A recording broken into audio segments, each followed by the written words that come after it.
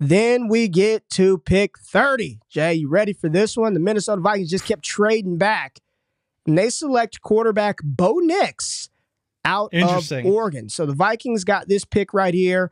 The Ravens traded out. The Ravens get the 42nd overall pick in the second round and a 25 third rounder. So they just kicked back a few spots, said you can take this first rounder, give us your second rounder. Bo Nix to Minnesota does what for you, JRich? Because the conversation is, he's pro ready. He can get out there as an experienced quarterback, a lot of starts, played in the SEC, dominated in the Pac-12. You'll see the naysayers say, well, he doesn't throw over the middle of the field. 70% of his production came off of screenplays. He does not know how to read defenses. But if you're Minnesota, what else do? You got Bo Nix, Michael Penix, Spencer Rattler, probably the next three quarterbacks off of the board.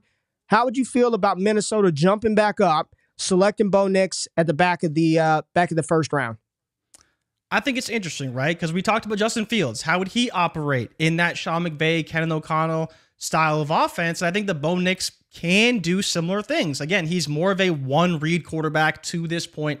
And what we kind of project in the NFL. He can develop, obviously, but what we saw in college was when he was asked to really go back there and pass like he was at Auburn, when he wasn't running the ball and on obvious passing situations, he struggled. But when he was able to, throw quick passes, keep it, within 10 yards, he was great. And I think the good thing about O'Connell is they have the playmakers to scheme that up. They have Hawkinson, they have Addison, they have Jefferson if he chooses to stay there. Because there is some reports that maybe Jefferson may want out, depending on what they do at quarterback. I'm starting to see some steam with old Jets, not saying he's all the way committed to Minnesota. He wants to know who they get at quarterback, and that's where I get it. I can't blame him, man. He is on the trajectory of history. And when you are on the trajectory of history, you need to look out for yourself, especially when you are the number one player for your team. It means everything to that Minnesota Vikings franchise. I don't know if Bo Nix moves the needle for any of the playmakers. I think, when you look at it from this perspective, it could make them more balanced as an offense if they can find the running backs to really make that happen. Is kind of a question for me, but Bo Nix, I think, can work in the offense. I don't know if he thrives in the offense, but they have the playmakers that he can be usable for fantasy. And I think that's what makes it interesting when you talk about Nix in Minnesota. It's a great fit for any quarterback. The question is, which quarterback? And I think in some ways, Penix could be a better quarterback for this offense than Bo Nix could be. Shout out to Todd Eclair, one of our content creators over at Destination Dev. He does a great job every week analyzing fantasy football trades, up-and-comer in the space. He asked the question, Jay, trade up, grab Bo Nix too. If a team trades up for one of these quarterbacks, does that change your feel for them for fantasy? So if you're watching this play out live in April and the Vikings have already picked at 11 and they trade back up and they grab Bo Nix, they grab Michael Penix, Spencer, whomever that quarterback is, does that change the way that you personally feel about him, knowing, man, I've got to get this guy. I don't care about the second rounder. I'll give up future capital. I want Bo Nix, and I want to make sure that we secure him in the first round. Does that change how you feel?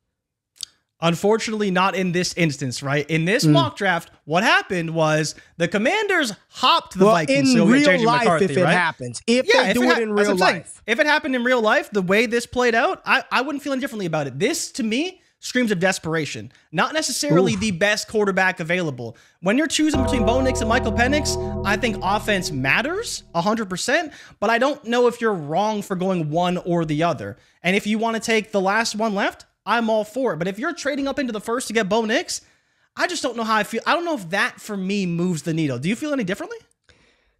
I mean, good grief. You said it reeks of desperation. That hurts. Bo Nix, does it? Oh God, not really. I mean, a little bit, Jay. Here's what it does.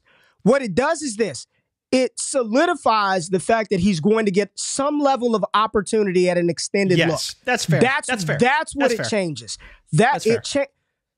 Kenny Pickett's had 2 years and might get a half of a year right now, regardless of what you think about him. If Minnesota trades up for Nix, what I can guarantee you, regardless of how you feel about him as the player or the prospect, he will have opportunity. And there's going to be a window to move him at some point in time. So, yeah, it changes it a little bit.